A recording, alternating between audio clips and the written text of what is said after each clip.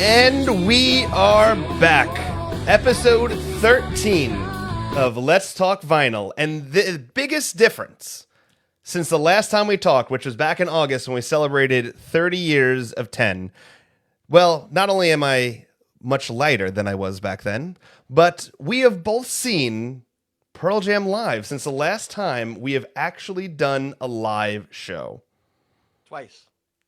Well, listen, you don't have to rub it I've in. seen twice as many shows than you have this year, buddy. That's right. Now, I have seen, listen, this year I've been to a lot of concerts. As a matter of fact, in the last 30 days, I've been to 9. I saw you were at St. Vincent.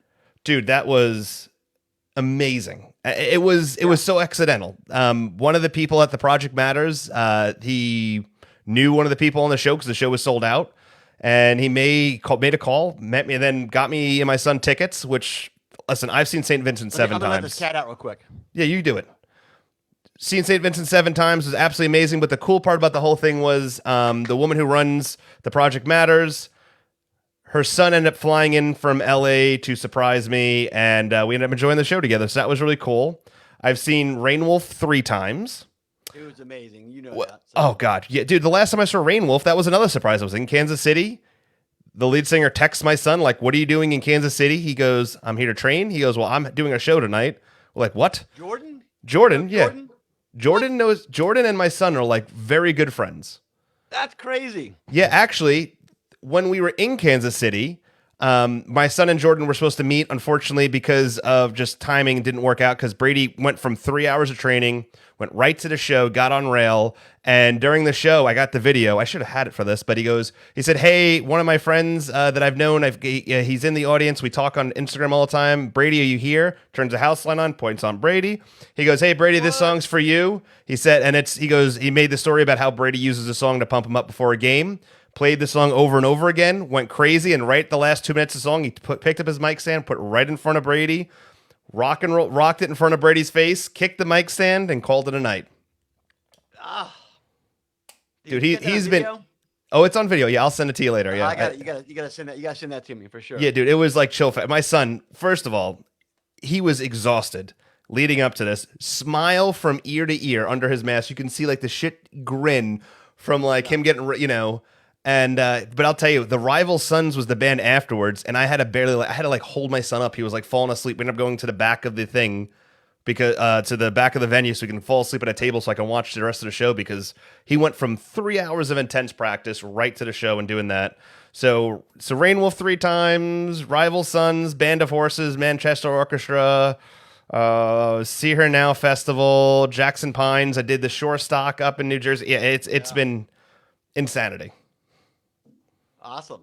Yeah. Well, I'll tell you, it was one of the most soul charging 2 days going down to Dana Point with Holly, and we went with our friends Andre Michel and Matt Gobel was there, and met up with Jeff Whitman, my buddy his winery actually sponsors that festival. Wow. Ohana. And he actually was able to pull a press pass, and so he got to be in the pit for Ohana and Ohana Encore. Wow. And capture some really great photos. He hasn't even finished. He's not even close to finish editing what he has, but he showed me a couple of previews, and they're like, like Danny Clinch style awesome. You know what I mean? That's amazing. So yeah. But it was great. We had VIP the first night. We had VIP both nights, but Ohana VIP seats in the bleachers really are not great seats. They are on Mike's side, but they're so far left that Brad, I didn't realize was he there for Encore? Yeah, both nights. Oh, that's a bummer, man. Yeah, I did run into a bunch of folks that just randomly, I just did not set up time to meet anybody because we went down there with the intent of just relaxing, and we didn't catch every band. We sort of went around like 4 or 5 every day, but we got to see Margot Price. We were, the Rob was there, and Rob and I sat next to each other with Holly and watched Margot Price right there from the front row, and she was incredible. Obviously, Slater Kinney was just like, holy crap. They were amazing. Brandy Carlisle was amazing. But honestly, my favorite artist other than Pearl Jam was Beck. You And he that's brought the show he put on was incredible. I love my favorite Beck stuff is his slow stuff. Morning Phase and Sea Change are my two favorite Beck albums.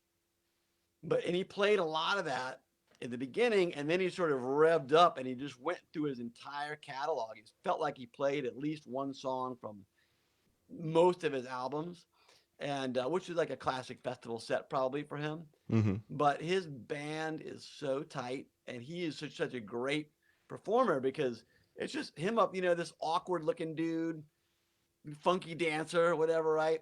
But he just brings it. He has so much confidence on the stage, and he was probably my surprise artist of the event. That's most. I'd never seen him before either, and I'd seen the other artists live several times. So Yeah, Beck is I've never been a huge Beck fan. I have nothing against him. I just never really got into his music per se. yeah. So it's one of those things I guess maybe I should dig into it. Oh, you should dive into Sea Change. Go to Sea Change first.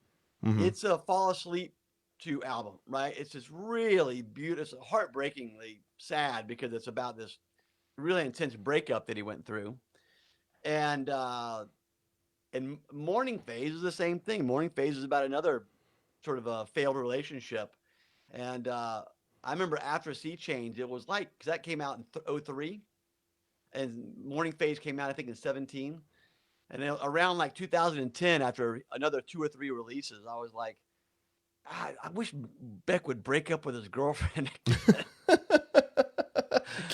Break up with it. Give me an album. Change. It's terrible. It's terrible. But yeah. But and then just seeing Pearl. I mean, the anticipation. After Brandy Carlisle went off, after Beck went off, and after Brandy Carlisle went off, and then there's that 30 minutes of just stage time, and you're just sitting there. And then once the lights actually go out and you see your band walking out, man, it was goosebumps. It was just awesome. What a feeling. Yeah, for me, I didn't believe it was real until they played the first song. Like I was like, I am not getting excited. And this is the first show where I said, you know what? I am not interested in waiting in line to be rail. I still wasn't ready for that. I don't think I mean, I was ready to be at a show, but I wasn't ready to be like on a rail around a bunch of people I didn't know. And I had a lot of friends that were up in New Jersey, and I wanted to enjoy that time. Yeah. So so what I did was I ended up going and spending a lot of time with my friend Rhiannon, and we saw Jackson Pines and then Rainwolf. And then we went and saw this band Goose, which was the worst live experience I've ever seen, and we walked away. And then we just kind of hung around. We saw the Avett Brothers. I do not understand the appeal of the Avett Brothers at all. Not my cup of tea. But yeah, it was me and about 6 other people, and probably one of the most magical moments I've ever had at a Pearl Jam show was, we're all together and we're all like, just taking in the moment. And I don't think it hit us yet. And then they played Present Tense.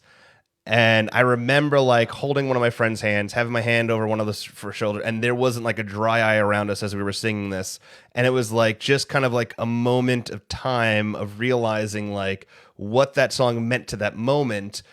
Yeah. Those couple years leading up to us being there and going from seeing them in Boston to seeing them now and having this gap and feeling this music for the first time, was something magical that and it was crazy because at that time I thought I had handled everything, right? I had handled this whole experience. I had handled everything that was coming to me. I'd handled all right, everything was good, but there was so much going on that weekend and everything was rush, rush, rush. Even after the Pearl Jam show was rush, rush, rush, that it wasn't until the next day that I turned Pearl Jam radio on again and Present Tense was the first song that hit me. Dude, I had to pull my car over and just let the whole weekend of understanding what it was to have that music and the band together again and having friends together again and kind of feeling normal again.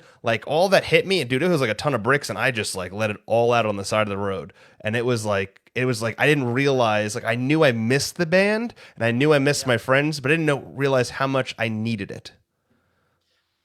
I'm with you 100% on that. And the first night when we were up in the stands, had Holly and Andre and Michelle and Matt, we were all just sitting next to each other. We were as probably the worst seats I've ever had for a Pearl Jam show, from the standpoint of I'm all the way in the back at the top, the second to last row of the bleachers over there for VIP. And as I was saying, you can't even see Mike and Jeff, right? But and I can't even remember the song. It because it just sort of all came in waves. But yeah, just tears started to flow. Yeah. You're singing and you're happy, but it literally is a release. Sure. And it gives you the ability to do that. And it was pretty awesome experience. So Yeah. it was considering it's for sure the last shows of the year, right? So now we have 2022 to look forward to. Sure. Which is going to be great. So yeah. I hope. Brad says, State of Love and Trust refueled my soul. And Scott says, and this is where I'm going to need your help, Trey, because I can't read big words. Cathartic. Very cathartic weekend, Scott says. Wow. Thank you very much. Yeah, man, but I will tell you this. After I came home and I was talking to my wife, she's like, hey, did you have a great time? I said, I did. I said, but there was really 3 people that I wish I could have enjoyed this with. And one of them is my buddy Daryl, who I've been to a million shows with. The other 2 was, I'm like, knowing Trey and Brad for so long and really connecting with them over the last 2 years over things, I'm like, God, it would have been really nice to, as much as we talk and as much as we do things around Pearl Jam, to have enjoyed those moments with them. So as glad as I am that we both got to see the band, was as like bummed as I was that I wasn't able to enjoy it with you and Brad. What I see in our future is we do a show meetup and we do the whole thing, man. We get there at 4 a.m. and we, pitch a chair and we wait all day in line. We go get rail. And we, just like when you were, 14, 15, 16 years old, seeing your favorite bands back then and how cool it was to be on the rail. You said that you kind of wanted to hang back, and I feel in the past couple of years, that's how I felt. The last time I was rail was Boston 16.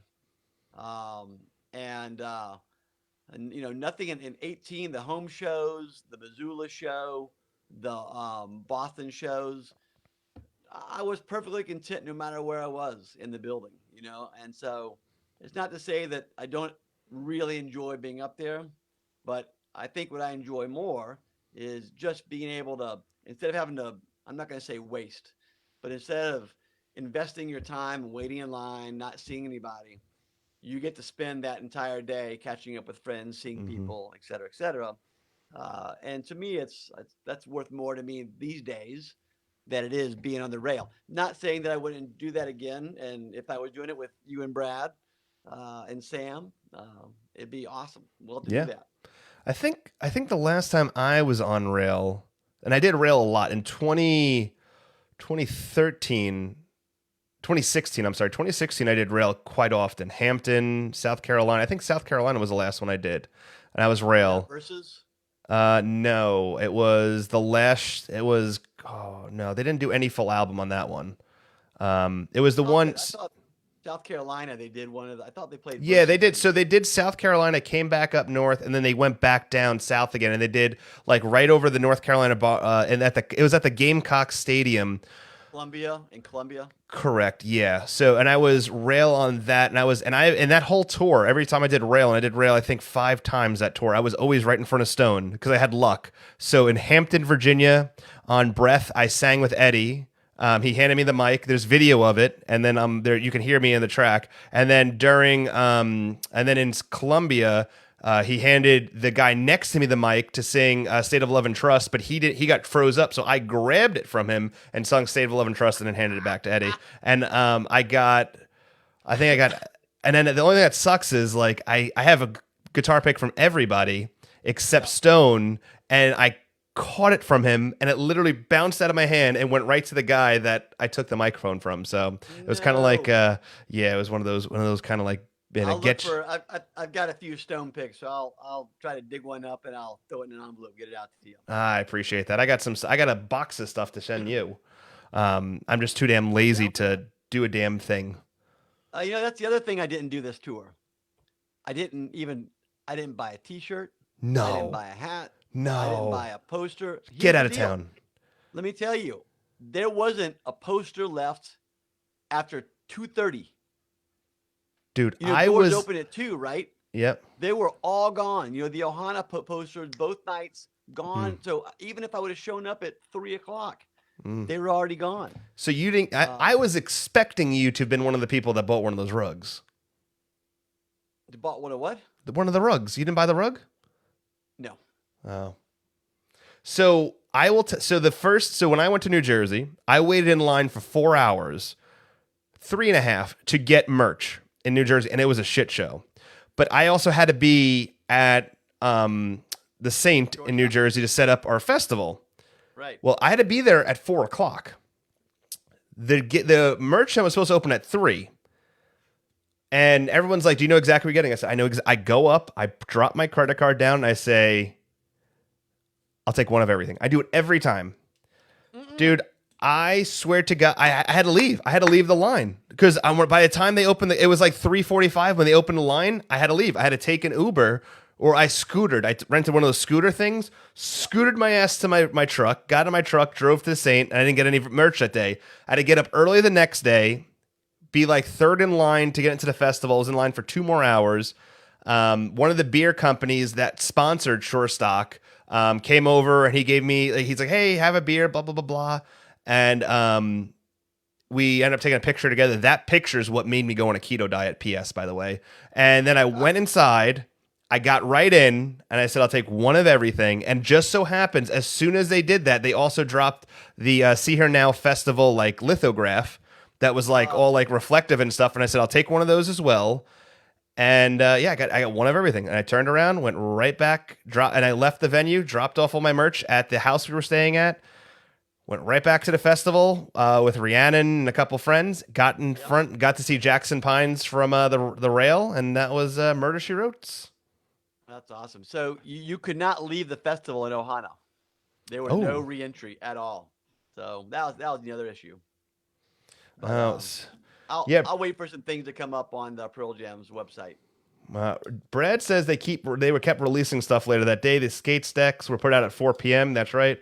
Matt says, "Hey dudes, out for USA."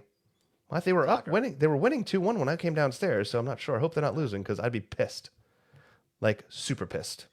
That could be a whole nother podcast.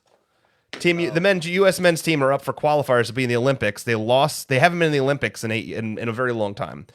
They lost the last time. They didn't even go into the Olympics last time. So for World Cup, they didn't even make World Cup qualifiers last time, and they're playing now, but they're playing like dog crap. So long story. But anyway, so Pearl Jam plays. We both get to see them. The last time we were online, we had a show was back in August. The show in September was postponed. Trey is in a busy time of the year right now doing Harvest, which brings us right into our wine talk for the evening, where we will be drinking a bottle of Spellbinder, which I think I screwed up because didn't we drink Spellbinder on the 30th anniversary too? I don't think so. Okay, good. I thought I screwed up, but we're drinking Spellbinder.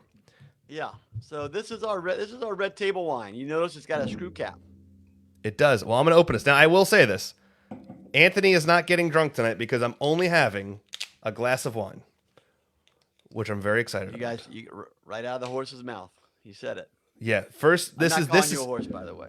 No, it's okay. Hey, it's all good. Before I was a cow 2.5 weeks ago, so if I'm a horse, that makes me feel a little better. But this is my first carb I've had in 2.5 weeks. And I only do it for you, Trey. Pour. So do a short pour. What's a short pour? Right there. Perfect. All right, good. Wait, now, with this being a screw cap, how long of a shelf life does this have? Same as any wine. Once you open it and you allow oxygen into the wine, depending on the wine, it's going to have a rate of deterioration. Okay. You can't, you don't want to come back to that in a week. You should drink that in 3 days at the most. Okay. If I don't finish a bottle of red wine, I will put it in the fridge overnight to keep it cold. And then an hour before I want to drink it the next day, I'll pull it out of the fridge, let it come back up to not necessarily room temp, but it'll be in that 55 to 60-degree range, and it's a good drinking temp for it, and that preserves it a little bit. It gives you a little more time. So this is our red table wine. This is basically whatever doesn't go into all the reserve wines that we make goes into the Spellbinder. So it's the same winemaking, same vineyards, but it's essentially a declassification program. When we sit down and blend our Cabernet, I may have 15 different Cabernet lots. Well, all those lots aren't going to make it into the reserve Cabernet. It's only the very best lots and the very best barrels. And so whatever doesn't make it into the reserve Cabernet and the Conjurer, whatever's left over, we just blend together and make the Spellbinder. Interesting. Yeah. And it's typically fruitier. It is. Than the other wines that we make. It doesn't see very much new oak at all. And it's only in barrel for about 11 months. And so the flavor profile is a little more primary. The primary fruits instead of these secondary and tertiary components, these earthy elements and barrel notes and things like that. This is just all fruit. So let me ask you this, because this was a question that was emailed to me before the last month for a show, and they were asking about this. Is this wine a good wine for and someone who's new to wine? Is this a good first taste wine, or would you do something else? Ask that question to me one more time. So the question was, it was sent to us when we had posted about this last month, was, is this a good introductory wine? Like, this is the wine to like you're just getting into wine. Just getting a wine, or is this something that you want to like maybe taste some other things first before we got into it? Yeah, for sure. I mean, if you've never had wine, period, red wines are usually not where people go first, because they tend to be, I'll use the term bitter, but it's that tannic texture and feeling you get in your mouth, on the side of your cheeks and your tongue, things of that nature. And that's just not a common taste bud thing in most beverages. Tea has tannin, right? But add alcohol to it and it changes the way it feels. So that's why most people start with white wine, and most people start with sweet white wine. Mm-hmm. That's why Riesling is always such a popular first wine to have, or Gewürztraminer. Oh. Is that a reason why? Is that a reason why when we first started the show, that was one of the first wines we drank? Yeah. Oh, okay, that makes sense. Okay. Yeah. I'm starting to learn these things. Yeah, and so it's easier to drink something with a little sweetness to it, and then go drier from there. So, but if you're going to start off with red wine, this is a great introduction to not just red wines, but what we do at the winery. Our style of winemaking is still in that bottle, our house style essentially, and you can still gauge the quality of what else we're making just by drinking our red table wine, because that's still a very high quality wine, but it's just much more affordably priced. I think it's $20. Nice. Yeah. So I have to go to 25. It's about because just of how everything's going up. Yeah. I will tell you this. You know what excites me is when I was in Kansas City, your wine was extremely accessible, and every like they have these stores there that they don't have here, so I don't know what they're called, but they're like wine and beer stores, and that's all they sell there, just like wine, beer, and like a couple of like snacky food. But everyone I went into had some sort of combination of bottles of your wine. Yeah, we've got a good distributor in Missouri, company called Classique Wines, and they sell our wine all over the state of Missouri. Nice. Well, I'm excited for the fact that I'll be able to restock as we go through these things. So here, I do have a question for you. So with me being on this keto diet, and I haven't drank a beer, and I haven't really lost. I'll be honest with you, it's interesting. Like I haven't like craved a beer. Like I haven't like. I thought I'd miss it. I don't miss it, but I do miss drinking wine. It was weird. My wife, we were talking about this morning. But is there anything out there that you know of that's keto friendly or even carb friendly for someone like me that wants to continue to drink wine in a moderate manner, but also be like continue with their diet? you know, the higher the alcohol, the more sugar, right? So you could, typically European wines, and this is a big generalization, okay? Sure. But typically European wines from, it's like, French wines, for instance, Bordeaux, or Burgundy, or the Rhone Valley, they are typically lower in alcohol than California or Washington State wines because we get a lot more sunshine and our wines just are riper in style. Okay. Our house style is actually a little more moderate than I would say your average Washington wine. Um, I think our alcohol percentages are a couple of points lower. Instead of 14.5, they're 14.1, or instead of 14.2, they're 13.7. Okay. Um, so, try to find lower alcohol wines. White wines are usually lower in alcohol in general across the board. Okay. Um, and then the other thing is just don't drink a whole bottle. Well, that you could have know, been a contributing factor for the once a month that I was drinking an let's entire let's bottle. let's look at the Anthony growth curve ever since we started this podcast. Yeah, the beard's much different from the first episode. That was much fuller and longer. I've gotten rid of that. That was terrible. Anthony looked homeless and rough, and we have moved on from that. Now we're going on the trajectory of Anthony is starting to train for his half a marathon starting the first week of December. Wow. Good for you. Yeah, yeah. My goal is back in 2016. I ran a half a marathon right before my gallbladder calcified.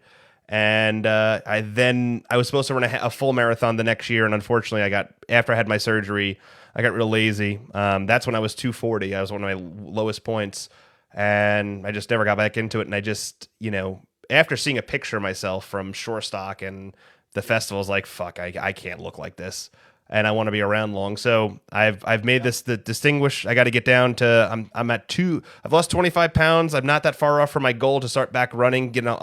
From getting from the bike to running again, and I'll be doing that in the first week of December. And then the goal is to run this half a marathon in Kansas City in June of next year. Great, that's awesome. Yeah. So that's the Let me know goal. what I can do to motivate you. I don't. I'll stop sending you wine. That's first. No, or you'll tell me you'll send me wine once I get that shit done. Hey, there we go. That's right. I'll save it for you until you don't get it until you finish your half marathon. There you go. I'm totally cool with that. And then hopefully if I can finish that, then I'll start training, and then hopefully it'll be a year next week. There's a marathon in what's it called, in Oklahoma. Okay. And it's the reason I've never been to Oklahoma, but the reason I want to go there is it's a downhill marathon. It's a very rare, hard to get into marathon, but you start on the top of a mountain and you run your way down. So the first 9.5 miles is completely downhill, and then it flattens out for I think 11 miles, and then everything. Then it's at the last of it. It flattens out for the rest of Oklahoma. Probably. But then the last 2 miles are all uphill. So when you say uphill, that's like a 50-foot elevation gain, so you'll be fine. You've never driven through Oklahoma? No, never been. You should look up that's a good trivia question. Let's look up the highest elevation point in Oklahoma. Like what's yeah. Is it? Brad wants to know: is there a half a marathon in Walla Walla? Oh, I'm sure there is. Yeah. Maybe instead of going to Kansas, it probably has a stop every 4 miles at a winery. Maybe that's where, because Brad said he's going to train with me and potentially he's going to keep me accountable, which I appreciate. So maybe that'll be where I go. I don't subscribe to Walla Walla Runners Digest, so I don't know. There are a lot of bike races here, road bike races, a lot. What's those called? What is that called? When they like 100-mile bike ride. Bicycling? Bikeathon? No. Cyclothon? I Bicycleathon? I don't know.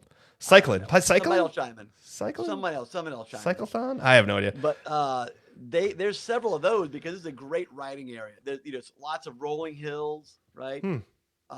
It's a beautiful place to ride a bike. Well, hell, we got to find out now if there's a half a marathon in Walla Walla, Washington. Anthony Krizowitz and Brad Lang might be the ones running that next time they have one. I know for a fact there's one in Tri-Cities. That's only 45 miles away, so it's close enough. Maybe there's one We in can make that Seattle. happen. Yeah, we'll make that happen. We'll figure it out. All right. Well, listen. What Why are are we we talking about? What songs are we talking about? I know this. I know we're all over the place. I apologize. I feel. Listen, I haven't talked. We haven't had a real conversation in a while because we've been so busy. So it's just us catching up. Tonight we have "Smile" and "Faithful," and I say what we do is we just go right into a live song. Yeah. Then we'll talk about it a little bit, and then we'll give our feelings on it. I think that's a simple fact. What do you think? I love that idea. Great. Here Let's do it. we go.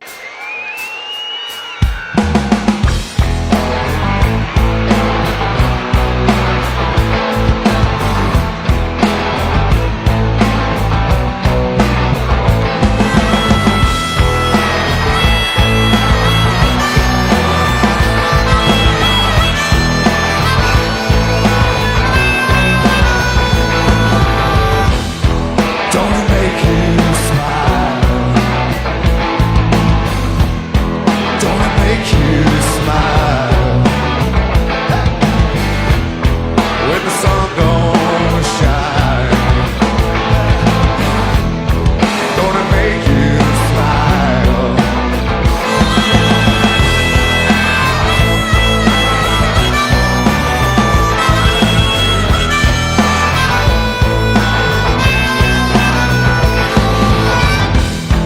Don't it make you smile? Don't it make you smile? When the sun don't shine, it don't shine out. Don't it make you smile? I miss you. I miss you always. I miss you I miss you always. Yeah, this is how I feel.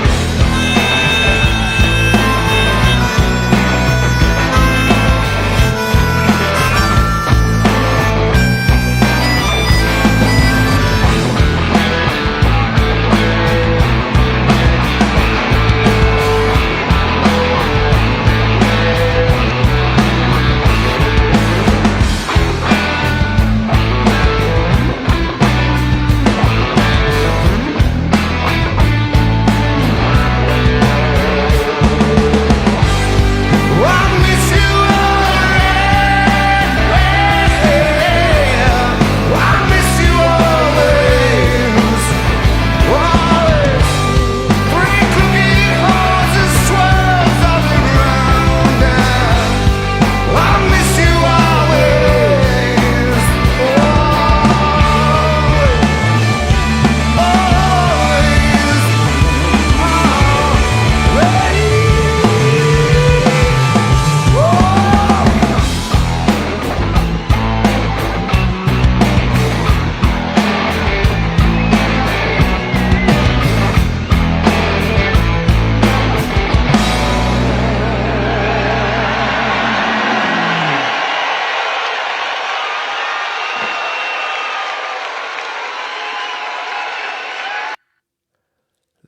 I love that song.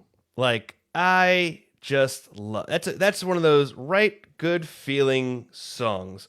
I'm looking up a fact that was text to me about. I'm trying to figure something out of how many songs does Jeff Ament actually play guitar on rather than bass because Stone plays bass in that song, and I don't. Yeah, right. And I'm trying to think. Does he play guitar on anything on Gigaton? I know I was trying to think on Dance to Clairvoyance. I know he plays piano, and I feel like he had a guitar around him, but I could be wrong because I know Stone plays bass on that. He also plays.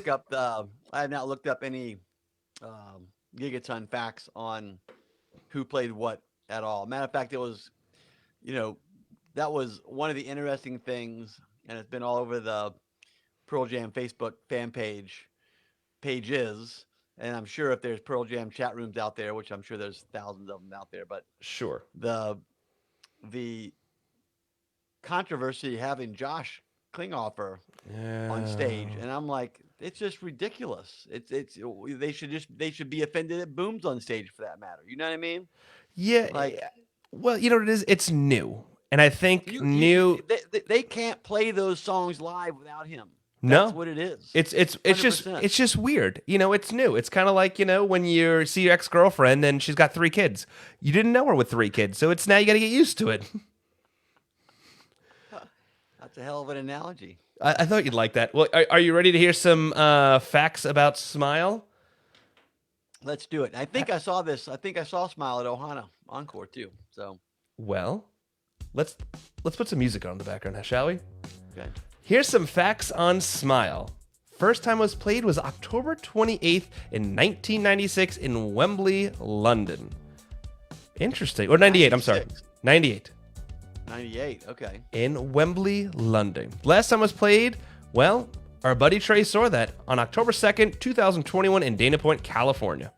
Yep. It has never been played as an opener, but it has closed 2 shows, including the June 27th, 1998 West Troy, Wisconsin show, which East Troy. East Troy, West Troy, I don't know. They're all Troys. Then, Troy's the bad. West Troy's the bad part of Troy. oh, okay. You want to be on the east side. You want to be East Side? Okay, it makes sense now. August 6, 2000, it would open in Greensboro, North Carolina. And then it's commonly placed between songs 21 and 25 when written into a set list, which is extremely interesting how it places almost dead center at most times.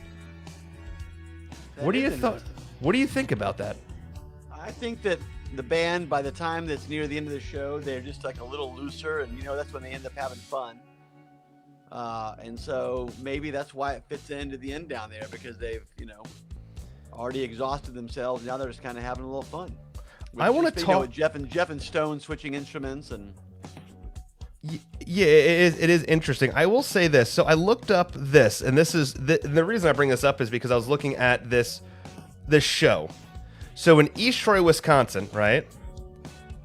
This is the set list, the opening and the closing. So I'll do the first 3 songs and the last 3 songs for the 1998 East Troy show. Opens with Interstellar Overdrive, Corduroy, Hail Hail, Brainerd J. The last 3 songs are Wishlist, Alive, and Smile. I mean, It's- that's a great show right there. They Twen- could here- have not played anything in between. It'd be great.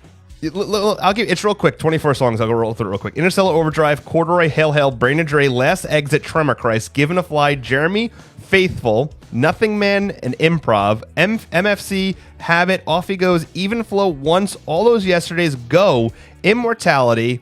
First set over. Second set opens with Do the Evolution to Leatherman, Better Man, More Than This, Tag, Wishlist, Alive, and Smile. I have never heard this this show, and I'm going to tomorrow. You're gonna go find that one for sure. Holy Yes. crap! There's got to be a video of that show, right? Well, 1998. I mean, that's still. I mean, sometimes they're out there. It's just a weird, like, did someone sneak in a camera? Yeah. Oh, so hey, Ryan Blackwell, Jeff plays rhythm guitar in Dance of the Clairvoyants. Okay. So that's good to know. And then Brad says first encore song for Smile. So that's true. That's a good placement for it. Sure. So what do you? It's How? a great how- song though, and it is kind of a loosey goosey feel good song. I think the crowd. I don't know how they respond to it, from the standpoint of do they enjoy this song live or not. But I love seeing Jeff pick up a guitar and Stone, jump on the bass. It's kind of cool, something a little different. It just shows how talented the musicians are that are able to play the instruments like that in such a fashion. So just in case you're curious, because I know that Todd is asking what show was this. We're talking about the 1998 East Troy show. June what? June 27th. What was the date? It was June 27th, 1998 was that. And then what we just watched was from the Moline show, the infamous Moline show. I tell you, the East Troy 98 poster, isn't that the one with like the guys wearing like the black He's like an ocean headgear, and the octopus in the background. Is that the East Troy? 1998 East Troy. Well, guess what? I can find that out real quick. I'm going to go Probably to can. Goggle. Go to Goggle. Brad probably has his poster. East Troy. That is the greatest year of posters in my personal opinion. You know, Was the 98 tour, top to bottom. I think 2006 really knocked a lot out of the park. I think that artists were pushing things out to get recognition at that point. In my opinion. I mean, 98 was almost all Ames Bros, but they were just like on their game. It was just so great. Sure. So no, in East Troy 1998, the image is the that's from The Frank. Halloween one? It's like Frank Black on it. It's got this guy, it looks like a cracked mirror. It says Terrorama on the bottom. Okay. No, it's not what you're thinking of. I don't know if you can see it on that. Well, yeah, I'll text it to No. you. No. Frank Black and the Catholics, by the way. What do you think of that band? Amazing. So They're you're probably gonna make a comment, but I've never heard of them. You've heard of the Pixies, right? I've heard of the Pixies, yeah. That's Frank Black. Well, then I should probably know that better. But yeah, no, I've never Yeah. listened to Frank Black before, but like solo. But the Pixies, where I think he went by Black Francis when he was with the Pixies, and that's why I went to Frank Black, or vice versa. I can't remember. But Interesting. He was Black Francis, and then he was Frank Black. So, yeah, Clever. yeah, that's a band to dive into right there for you. Well, I mean, I feel like these last weeks I've been just diving into new music, so I'll just add it to the list of coming up-ins, I suppose. How about you're being a Tyler Ramsey and Band of Horses fan? Are you familiar with Strand of Oaks? I am very familiar with Strand of Oaks, yes. Yeah. So they're gonna be I shouldn't even say this yet because if I may have some Vinyl Club people. You don't on my, don't you ruin something. Yeah. The email goes out tomorrow. I can talk about it now. It's fine. There you go. That's going to be our first release for our Vinyl Club. Is the new Strand of Oaks album called In Heaven, and we got a alternative color for our pressing, and I think I'll have them in the door on Monday next week, and we'll start packaging them up and sending them out. So. Nice. And I may get him to play my tasting room, Tim. I'm talking to his manager about coming out to Seattle and playing my tasting room. That's awesome. You've had some pretty amazing things happening up there, including Stereo Embers playing the theme song, which was a highlight. That was pretty amazing. I've got Tommy Stinson from The Replacements. He's playing our place next month. Wow. If you know the band The Replacements from Minneapolis, one of the great bands of the 80s and 90s. I say the 80s mostly, but and then Jeremy Enoch from Sunny Day Real Estate. He's playing the end of the month. With Jeff Fielder, our friend Jeff Fielder, is going to be opening that show with his wife, Tekla Waterfield. So, wow, you're really swinging for the fences, aren't you? You gotta fly out to Seattle. Come check out a show.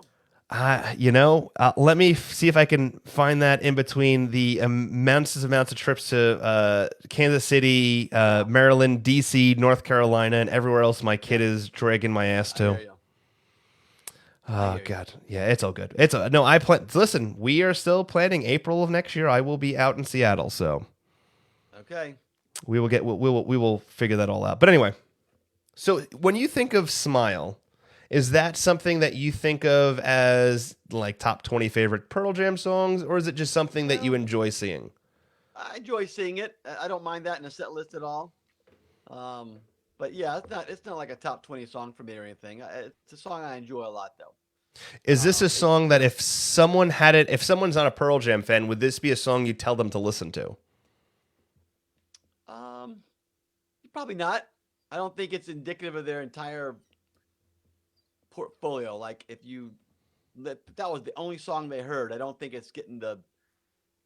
you're like being truly representative of the band. Okay. Makes sense.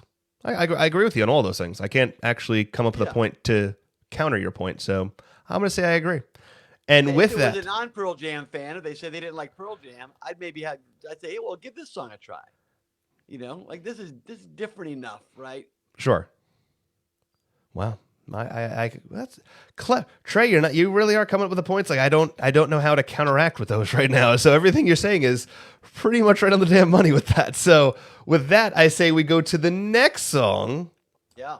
which I feel like the community around Pearl Jam has almost taken ownership in it. The song's Faithful, not to be confused with Faithfully by Journey. And What if Pearl Jam covered that though, huh?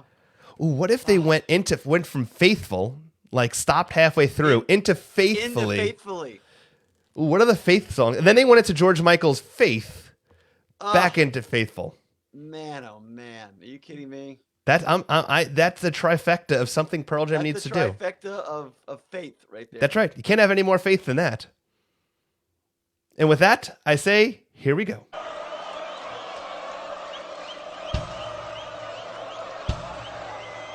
Europe. They got to be in Europe 100% Europe. or South America. If I can speak in English.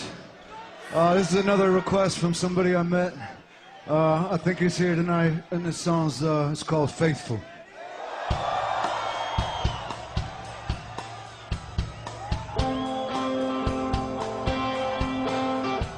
This is in Chile. Yeah, there we go.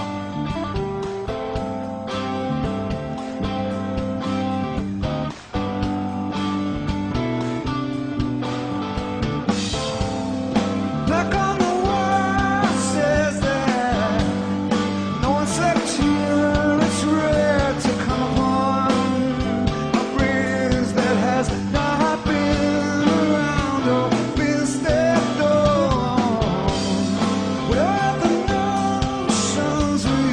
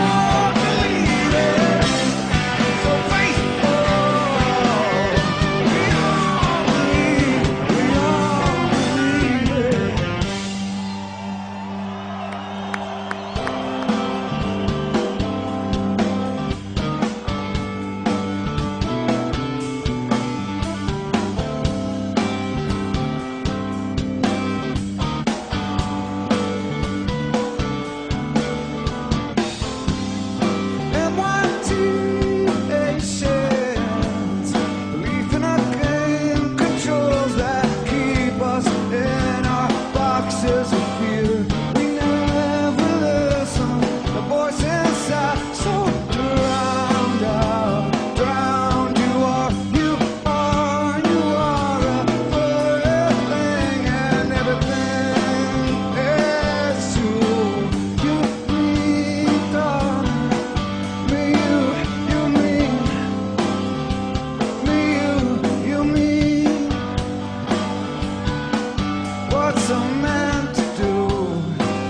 Be faithful to you.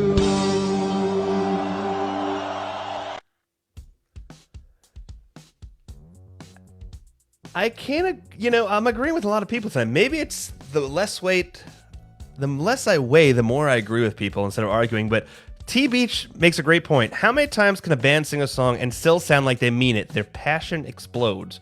Through that song, I couldn't agree more. That's a great comment because, and are we listening to Dance of the Clairvoyants in the background? Yeah, I do have it in the background. I was going to go to the facts, but I figured I'd just drop this in. No, it's good. I like it. What I was gonna say was that song, as much as any Pearl Jam song, feels like riding a wave. Mm-hmm. And Eddie does that with his voice and the way that the song is structured and the way the vocals are structured, where you feel like he's able to bring his voice that way. You just close your eyes and listen to that song. You could be, on a boogie board or just whatever out in the ocean, just feeling that, right? Mm-hmm. Yes, that's a great comment. Like it does. They bring that song every time. That is almost a great definitional. I don't know if I just made up a word. Definitional way to write that up. That's in the dictionary for sure. Definitional. It's a definitional way of describing that song. Jesus Christ. See, fucking dumb. One glass of wine after 1 month, buddy. See what happens. I know it. That wasn't even a glass. That was like 7 sips. Fun facts about Faithful. First time played February 20th, 1998 in Maui, Hawaii. Yeah. Last time played was August 5th in Boston, Massachusetts. So it was not played. No, in 16? 2018. Oh, 16. 18. 16. No. Yeah, 16. Yeah, because I was at that show. Yeah, because in 18 it was in September. So yeah, they haven't played that song in almost 5 years. Yeah. It's never been played as an opener, never been played as a closer. It's commonly placed between songs 6 and 10, so early set. And then here's a crazy stat. Okay. Even Flow is the most common song to be played before and after Faithful. With 19 times, Even Flow has been before Faithful and 19 times after Faithful. That's very weird. So Faithful. There's something about Eddie writing that set list where he equates Even Flow and Faithful in some way, shape, or form. Yeah, because maybe it's instruments, right? Think about that. Ooh, good point. Like, very good point. So a lot of times, if they use the same guitar, same bass, they try to, So it's not. I don't necessarily know if Eddie thinks that way when he writes the set list, but it is interesting that those two songs are so closely related in that way. That's a fun fact for sure. Well, I mean, it's if you think about it though, right? Like, it makes sense because how many times do you really want to hand off a guitar to get another guitar a bunch that many times during a show? Like, there's got to be someone's falling through the ceiling upstairs. How many times do you actually want to swap off instruments? But I'm curious. So that's what 19 and 19. Add the one, carry that. That's what 38 times it's been played around it. The song's only been played 98 times total. Okay. So that means there's only been a little more than a third at a time. You got Even Flows wrapped around that song. Wrapped around it somewhere or another. That's crazy. That's a crazy, crazy little thing. That's another song that I love Jeff's bass in that. Mm-hmm. That breakdown in between. It's also an interesting song in how the it's verse, chorus, verse, right? So, or I should say it's verse. Yeah, it's verse, chorus, verse. Verse. It's also structured a little differently, and in between the two choruses, that's really when you kind of have the guitar solo, bass solo, whatever, right? Mhm. And then it goes right back into the chorus again, and then he slows down. Sort of think like the song is over a little bit, and that's when the song like just drops down in its sort of pace or whatever, and the instrumentation kind of falls back in the background, and Eddie finishes that song off with that last verse. Wow. And that MYTH or MYTH is. So it's like, I love how that song winds down, Now, the question, is this in the top 20 Trey Bush favorite Pearl Jam songs? I've never, I don't have a definitive list. I don't Oh, think. I think you need to have one. I think you need to work on that. Like if you had to come up with 20 songs, you don't have to give it to me tonight. That should be something we work on towards the end of the month. You got to give me till the end of the year for that. No, stop end of the year. Come Yes, look. on. If I had to sit down, that is a very difficult task. And let me tell you why. Go ahead. Because if you laid out every Pearl Jam song that, original, right, that they wrote, Okay. and threw that down on a list, and it's, 1 through 200 or whatever the number is, right? And I had to look at that list. What I could easily do is drop 50 out of there. What would be much more difficult for me would be with the last 150, to come up with a top 20.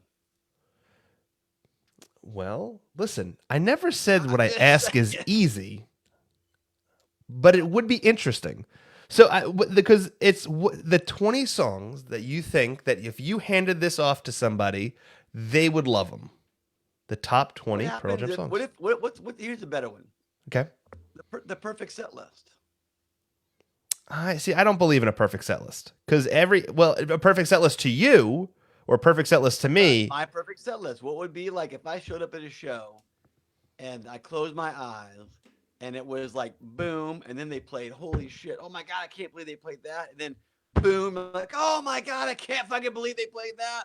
You know what I mean? Like, I think you could come up with a set list that you would be like, I'm not gonna lie, that East Troy '98 set list. That's pretty fucking amazing. Pretty fucking That's good. pretty fucking good. Like I look at, I can't wait. I'm actually tempted. I got to work on my son's video. He interviewed somebody today, and I had to put it together. I'm like, I might listen to that while putting that together. That's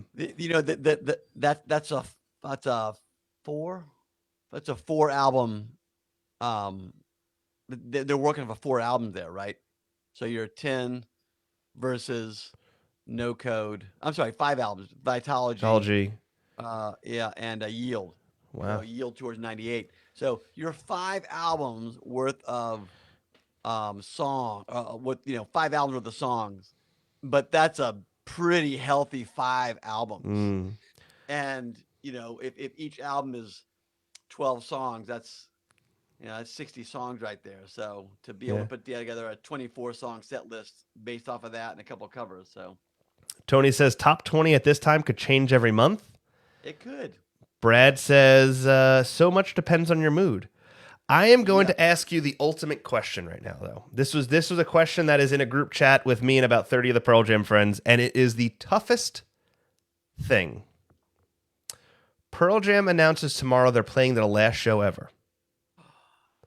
What is the last song the band plays live? And if it's Rocking in the Free World, I might fucking kick somebody.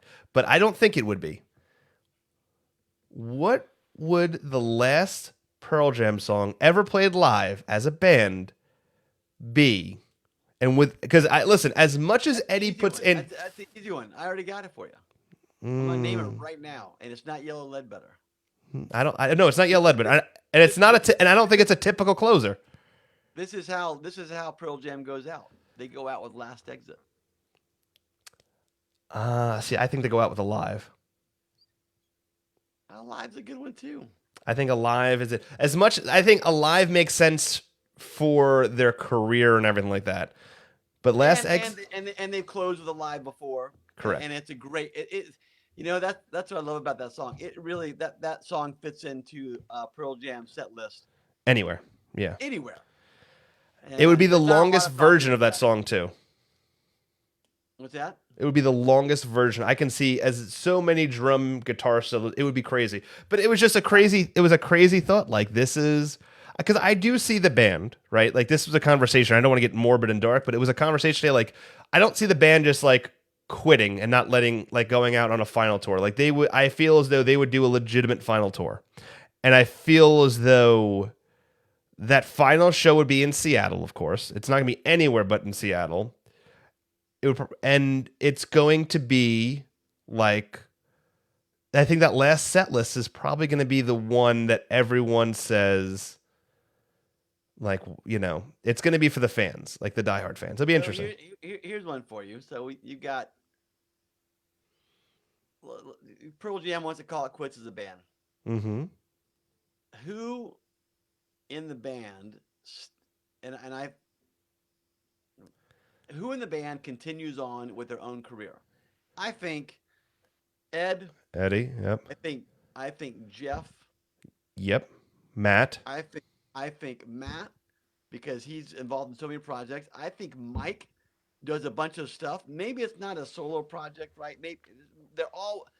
I don't think maybe Stone's the only one I can see who's like, because here's the thing, you know, Stone with Brad. And I know he's got Painted Shield. And by the way, that's a great album. And if you have not listened to or you don't own Painted Shield and you're a Pearl Jam fan, do yourself a favor. Not because you're a Pearl Jam fan. If you're a music fan, that is a great album. I just listened to it on Sunday again. And I'm like, wow, it's a fucking great album. I don't think any of them. I don't think any of them stopped. I think all of them continue to play music. Maybe at Boom. Their own pace. Yeah, at their own pace. They do what they want to do. They can do that now if they want to. Well, I think and I felt this at Ohana.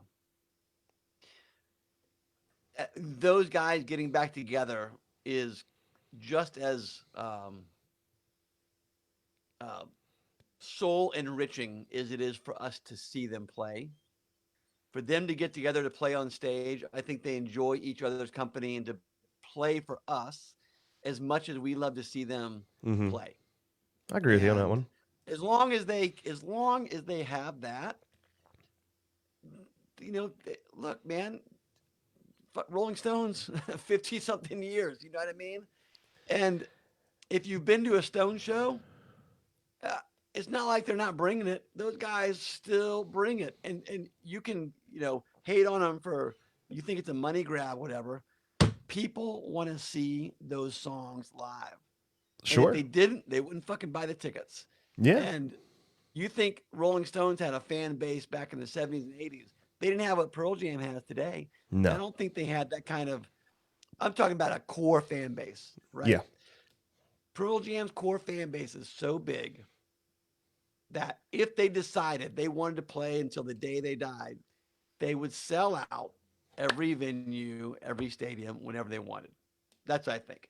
Yep. Tony says that's 77, still bringing it. Brad says that's why. That was Tony Bounds. Brad says that's why it would just be a break, because despite the side projects, they are best as a band. As long as everyone is healthy, they will play.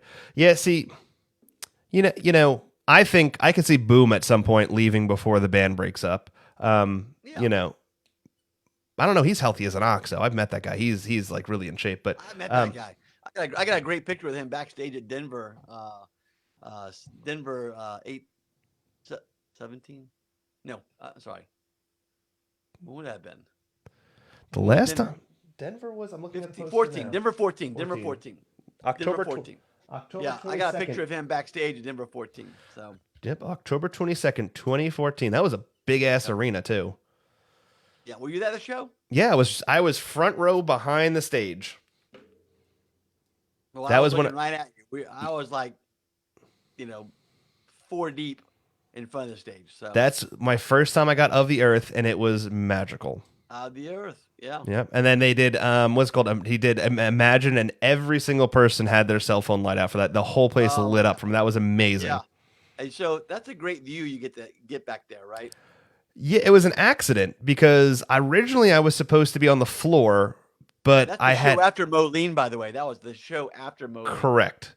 because Moline was amazing, and I was on the floor for Moline, and then I was going to Denver. I had a terrible experience driving someone there, and with a rental. Get there, and I was like, you know what? I don't want to do floor. I sold my floor ticket, got another ticket from the ticket drop, and all the ticket drop had was behind the stage. So I'm like, all right, well, I've never done this before, and it was crazy. Like I was right behind Matt, looking over everything, and it was just like a total different experience. And it forces you to keep, like, you're forced to watch the band, but I'm also like checking out like the front of the crowd the entire time, like as their interaction with the audience. It was really cool. I would listen, if you've never sat behind the stage, I would highly recommend it. Now, of course, if there's a behind the stage, you're going to get that, last kiss. But That's terrible. yes.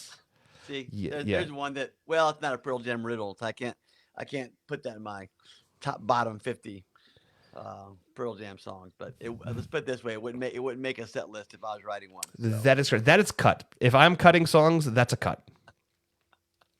But no, it is interesting. That was good Well, stuff. you before we played Faithful, you said this is a song that the fan community has sort of adopted. I feel like that is probably one of the top 15, probably most loudest songs, sing-alongs, 100% that the band gets around. And, especially like We're Faithful, I feel like that is like when it's everyone kind of, we are faithful. It's like we're faithful to this band. Like I really feel that as a 100%. community-driven song. Yeah. No arguments. Yeah. Well, I love hearing that set list. It's a great one. That's a good one. I could hear that multiple times be fine. But it is interesting that it hasn't been played in 5 years. Not even in 2018. During any of the shows in Seattle, which I think Seattle would have made a lot of sense to play it in, Chicago, Missoula, Boston, nothing. Ungats. And nothing in 18 at all. So 16 was the last time they played that. Wow. Yeah. Craziness. Well, what's the you're probably more in tune to it than I am, but what's the 2022, what's 2022 look like for Pearl Jam? Are we allowed to talk about speculation and rumors on the show? Yeah, I thought that's all we do here. Okay. You're the one who starts them all, and I can't confirm or deny them. Well, let me ask you this, Trey. Out of all of the rumors I've given you, that I've put on the show, have all of them come true? I don't remember. Well, that hurts my credibility. But we announced Encore before Encore was even announced. I told everyone But I knew about Encore before you knew about Encore. I don't know. We could fight that. Well, all right. Because I think if I remember correctly, I think I called you, and I think we both knew it at the same time. I had my hotel and my airline tickets already secured. Nice. 3 weeks before they actually announced it. Which, Yeah, by the way, but, let me tell you what the difference is between before they announced it and after they announced it. Hotel prices. Oh, it skyrocketed. It was a lot. Oh God. Yeah, no, I think we called each other. I'm like, hey, I know something. Like, well, what do you know? I'm like, well, I know this. You're like, oh, I think we both kind of knew that type deal. Okay. Yeah. So with that being said, there is a lot of rumors rolling around online. There is pretty heavenly rumors, and I do have a list that is a rumor. I know nothing of this. Nothing is official. Trey, if you're comfortable with me announcing this list, I would be comfortable. Listen, it's not an official list. No, I am. And this is not coming from anybody of official status or anything. This is just a rumor list that is online, that has been circulated across some things, and here is what I have seen. I do not know any of this. This is not to be true. This is not a reflection of Trey Bush or Anthony Krzyzwicz's official statements. This is not a reflection of Touring Fan Live. This is not a reflection of Let's Talk Vinyl or Sleight of Hand Sellers or anything. This is just speculation and rumors. In 2022, there is a big shuffle of tour dates. There's going to be refunds given, speculation, because some dates cannot be remade. The European tour is going to happen, and there's going to be dates added to it. For the U.S., the dates that I have seen are 2 dates in Boston, 2 dates in New York, and the dates in New York are not at MSG, where the Brooklyn Nets play. One date in Philly, one date in Washington, D.C., one date in Virginia Beach, one date in Raleigh, North Carolina, a date in Nashville, a date in St. Louis, a date in Kansas City, a date in Chicago, a date in St. Paul, a date in Winnipeg, a date in Saskatoon, a date in Vancouver, 3 dates in Seattle, Portland, L.A., 2 nights in Vegas, Phoenix, and Denver. That's a great tour. Should I repeat Let's it, do or you want to repeat it one more time? No, but what I'd like to know is what those dates are. Give me Seattle. It's got to be July or August. No, it is in June. No, May. Right? April, May, June. Wait, January, February, March, April. Yeah, that's May. All right, so that's going to be it's going to be at the Key Arena, the new Key Arena. Not called the Key Arena. I don't know what it's called anymore. But where the Kraken are playing. Because when does the European start? It starts in July, right? June, July. I haven't even seen those dates. It's to say, I think they've announced some of them already, but I think they're summertime dates. I believe, if I remember correctly, is Europe. Europe is summertime. Okay. But May in Seattle is an indoor show. That's not an outdoor show. So correct. 3 dates makes sense because 3 dates in Seattle, if they're playing the Kraken Arena, that's maybe 16,000 people for that arena. I don't know. I'm making a number up, but it holds a lot of people, and I would think that it would probably be something special in its own sense. But yeah, no, that's something that came across. June 14th is when Europe starts, so that makes sense because then the way that I look at this, then the last date that I have on here is May 25th in Denver.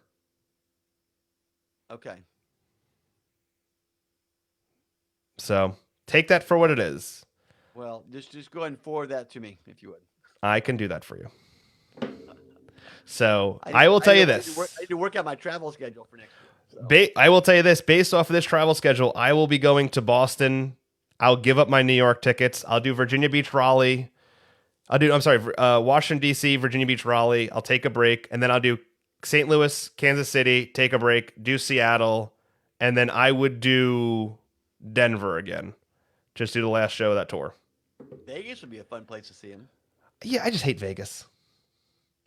Sorry if I offend. If I offend any of our Vegas listeners, I haven't been to Vegas since I couldn't even tell you how long it's been. It's been a long time. 01, and we barely spent any time there. So yeah, wow. Tony Brown says Nashville. I believe I said Nashville, didn't I? Nashville's on there. Yes, it'd be Raleigh, Nashville, St. Louis, Kansas City. Yep. Oh, I'll go to Nashville. I'll go to Nashville just to hang with Tony and Chris Shermer and Rusty and James and all those guys. So then I will have to Tennessee cruise. So, but here's the thing: looking at this list, if this list is real, and you know how a lot of things are fake, but I've seen. Dates is that? 25 dates. 1, 2, 3, 4, 5, 6, 7, 8, 9, 10, 11, 12, 13, 14, 15, 16, 17, 18, 19, 20, 21, 22, 23, 24. 24 total. There we go. That's great. But if those dates are real, right? Wait, hold on a second. No, it's 25 total because LA is 2. Yeah. 25 total. So if that's real, if these are real things with it starting in March. Yep. Right? Big things come out of it. Not a lot of dates in Canada. Only 1, 2, 3 dates in Canada. Yep. Not MSG, but now in that the other place. No Baltimore. Yep. But once again, this is all hypothetical. Yeah. Right. So. All right. Well, hey, those are 2 great songs. How was the wine? Wine was okay? Your little glass? I did like it. Yeah, it was good. I felt dirty having a carb since it's been 2.5 weeks. I don't count it. It really wasn't like a legitimate thing, but it felt dirty a little bit. No, it was good. You know, I will say this. I have learned so much in the last year about wine. Like it's become like I go to wine stores and I'm like I kind of feel comfortable and knowledgeable about things, especially now you're talking down to your friends, aren't you? Instead of talking with you're like you idiot. It's not Merlot. It's Merlot. Jesus. Are you trying to bring? are you I trying? know. That's fine. It's fine. You can do that. You've earned it at this point. You're a year into it, buddy. Well, it's just like, when I first started the show, I would go and I would look at the fancy glasses and stuff like that, and then I would get this, and the wine was shit. Like, it was just disgusting. Like, the first bottle of wine I ever got, I'll never forget, was that it was the chocolate bourbon barreled wine, and you told me before the show, you're like, Anthony, this is going to be gross, and it was. This is gonna be a painful learning curve. Oh, it was the nastiest thing. And then the next episode, I got something that was like a whiskey barrel, and you're like, Anthony, you can't do. I'm sending you wine. We cannot do this anymore. And I've learned. I have learned. But you know what? Remember, I've always said this. And I believe it to my core. If it tastes good to you, who am I to say that it's not? I can tell you it's not. You're drinking bourbon aged wine. If it tastes good to you, then it's good to you. Sure. I'm not here to tell you that it doesn't taste good. Yeah. I can say that that's not, what traditional wine tastes like. Yeah. But it doesn't mean it's not good. And so, I wish I had a palate that loved a $4 bottle of, $2 Chuck. No longer $2 Chuck. Unfortunately, when you drink better wines through your education of drinking wine, what you end up finding is that it's for the most part a product where, and it's up to a certain point, but when you spend more money, you're probably going to get a better experience. And I don't mean that between $18 and $14. I mean that like, a $10 bottle of wine and a $75 bottle of wine. And again, it's not always like that, but I find it mostly to be true. I also find many $200 bottles of wine grossly offensive. And so, like, I would never spend, not only would I not spend that money, but this wine just is definitively not good to me. But everyone has their own tastes. And I do think the more that you drink wine and the more you learn and just sort of expand your knowledge and experience of drinking different wines, you find out what you really do like drinking and what you don't like. That doesn't really necessarily change. You'll hone in on a style that you really like, and that may be a varietal, or it may be a producer, or it may be a region that you sort of dig in. But good, Todd. I appreciate it. Todd's long time. He's a lifetime wine club customer. I've got him hooked. Well, I will give you my one last story, and then we can. I didn't get to tell you last time, but I had a great story from back in August. A friend of mine invites her out to her house in Monticello, out in Charlottesville, which is a high ritzy end area. And they said it's me. Wine country too, right? Yes, yeah. Like there's quite a few wineries out there. And they said it to me, a wine and cheese night, and I said, all right, I'm feel comfortable with this, right? And I will tell you this: everyone there's dressed to the nines. I rolled up and I think I had a Band of Horses t-shirt on, Vans with no socks and shorts. It was what it is. But that's just me. Like that's what you're gonna get on Anthony. That's all right. And she comes over and she brings it. She has the glass, right? And she has it wrapped in a towel, right? So imagine, wrapped in a towel, comes over and says, Anthony. And she knows about the show. Anthony, I want to give you the best wine you'll ever have. And I said, really? I said, can you tell me about it? And I'm not going to mention the winery, but she says it's a local winery. And what they do is they have this very unique process. It's unique to them, where they take apples and they ferment it inside of a barrel. And then they take the mush and then they mush it into the cracks and then they let it dry out. And then they pour the wine in there, and then it's a different taste. It's the best taste you'll ever have in your whole life. And I kept thinking to myself, right, the whole time, I'm like, oh shit, this is a bourbon bottle. This is a bourbon bottle. This is a fucking bourbon bottle. This is not good. Exactly And she's what it is. she has like, I don't know how the fuck she did this like wrist thing with the fucking bottle. She like wrists it. She opens the bottle, right? She pours the glass and she's like, and she's so delicate with it, like, and now it makes the woman, I want you to imagine this, is in like a green, like emerald, like belongs in Wizard of Oz, like felty, like thing. It's August. She's sweating. Like, I don't know how she's in this felt. And she goes, pours it in. She goes, I don't want to give you too much. This bottle cost me $400. She puts it off to the side. And she's passing it around. And I'm like, so I wait for her to leave because I'm telling myself I kept smiling. Like you know when you smile so much the inside of your cheeks hurt? Like I kept smiling and my wife's like, "Why?" I'm like, "Listen, I know for a fact this is not going to be the best glass of wine I've ever had. And I know that I'm going to hate this and I don't want to do it in front of her face." So I cleanse my palate like you told me with water, blah blah blah blah, did the whole thing, spit it out, yada yada, right? And I smell it. And I will give you this. The smell was amazing. Smelled like a Yankee Candle. Like it smelled beautiful. I take a sip.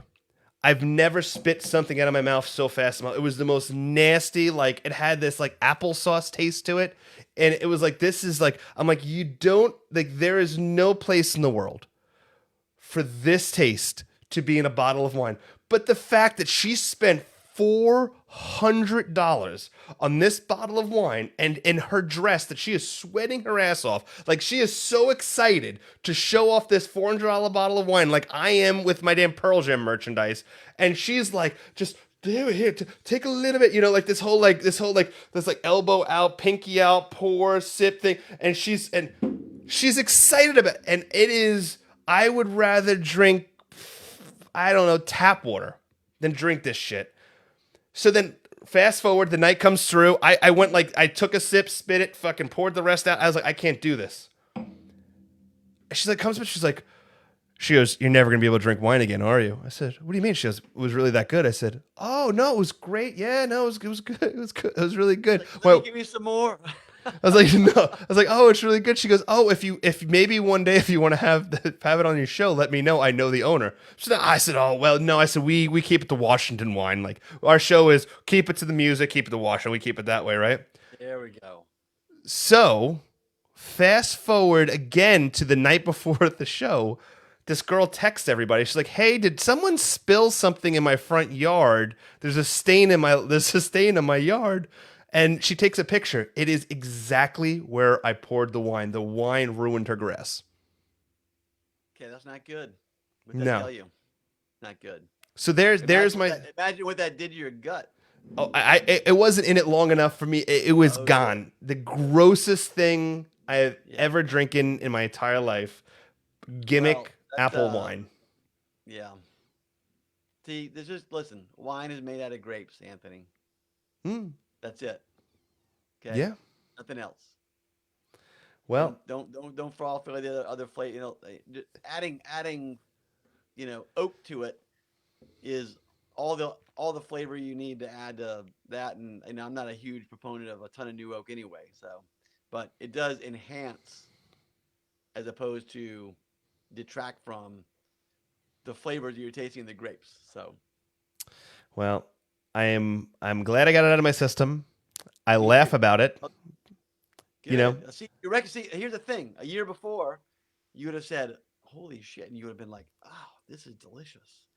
I don't. But now you know. You Yeah, don't think so. It would have been disgusting even then. I don't. You had given me a bottle of Footsteps. I believe is what the wine was called. Correct. I think we had that last year. No. Not. What was the bottle we had that was in memory of your friend? Oh, no. That was either Light Years or Light Years. No, there is never going to be a bottle of wine that I've loved as much as that. Like that taste is like I distinctively remember that. Like that was a bottle I remember drinking half of it and you said, "Hey, you probably want to give some of that to your wife." And I stopped and afterwards I gave some to my wife and I drank the rest that night and I was like, I regretted it the next morning. I'm like, shit, I'm never going to drink this again. Cause you told me after the show, you're like, yeah, dude, I'm never going to have any of that again. I'm like, son of a bitch. Cause like that is probably the best wine I've ever drank in my whole life. Now, once again, I haven't drank it that much, but that was the one that like stood out the most to me was that bottle. Oh, good. That's a delicious bottle of wine. So we'll make that again one day. We just have to. It's vintage dependent. It has the the vintage, and this vintage 2021 might be the year because the wines that we made this year, and we're all done with harvest already. We pulled our last grapes the day before I left for Ohana. September 30th, my last grapes came off the vine. Normally, they don't come off the vine until the end of October. It's a very Wow. early harvest. Is But there a the reason behind that? Early bud break. So Okay. bud break was April 1st instead of April 15th, but generally speaking. So we're 2 weeks early, and we had the hottest summer. We've had the hottest, driest year on record in 100 years. So, Wow. we had 10 days in a row over 100 degrees in June, up to 118 degrees on like June 24th. So hot. Well, But that being said, reduced yields. We're not making as much wine this year because we just don't have as much. We didn't bring in as many grapes. The vines will give you what they give you. It could be 2 tons to the acre. It could be 4 tons to the acre, depending on the vintage and where they're grown and stuff. But so yields are way down, more than a third, but quality is through the roof. So our 2021s are going to be kick-ass wines. But so and when I now think when our- when I will think- we I think see all of those? our wines are kick-ass. What's that? When will we see those? When do the like if you're harvesting them right now? Yeah, And you're- you'll and see you're- our white wine. So you'll see our rosé by March. Okay. You'll see our Riesling by March, Mm-hmm. but you'll see our red table wine. Our reds will be in barrel for a minimum of 11 months, up to 23 months, Okay. and then they're usually in bottle a year before we actually release them. Wow. So it So might the be we might reality not is, for our red wine, 2025? 2023. 2023. 2023. Okay. Yeah, 2 years. So a year in barrel, a year in bottle minimum for red wine. Wow. For us. So That's awesome. Dude, that's awesome. And listen, and as we know, because of the last bottle of Riesling we had here, your Riesling sells out rather quickly. So I would be marking the calendars in March of next year if you want a bottle of Riesling or bottles of Riesling, because the Riesling is amazing as well. You Okay. probably want to get in on that. But with that Agreed. being said, let's hit the music to close the show. I need to get more of these like just instrument only background songs. I just feel like this is a perfect background song. yeah. It's easy. It doesn't like pick up too much. Clever. But anyway, Trey, listen, as always, it's absolutely amazing to talk to you. I will say that we are doing our next show the last Wednesday of this month. We'll be talking about all those yesterdays at Hail Hail while drinking a bottle of 2018 Renegade Cabernet. How do you say the S word? I want to hear you say it. Fuck no. Sauvignon? Sauvignon? Cabernet Sauvignon. There you go. That's what it went. I was testing you. Good. So, Tony, thanks again for saying that. Tony did get his Love you, package. Tony Bounds. Tony Bounds is the second best air guitar player in the world. Who's number one? You know who's number one, buddy. Look down right here. All right. Well, listen, everyone. Thank you guys so much for tuning in to Let's Talk Vinyl. Once again, Trey will be releasing his Wine Club and Vinyl Club newsletter tomorrow. So Yeah. keep an eye out for that. And for everybody else, keep tuning in and listening. Thank you guys so much for getting the podcast over 1.25 million listens as of this morning. Once again, this is the most successful show of all my shows, so I appreciate you for tuning in. So if you're listening right now, and until next time, You're Anthony. I'm Anthony. I'm That's Trey. Or I'm Trey. That's Anthony. Who the fuck knows? We're all that. We're Let's Talk Vinyl. Thanks so much for tuning in.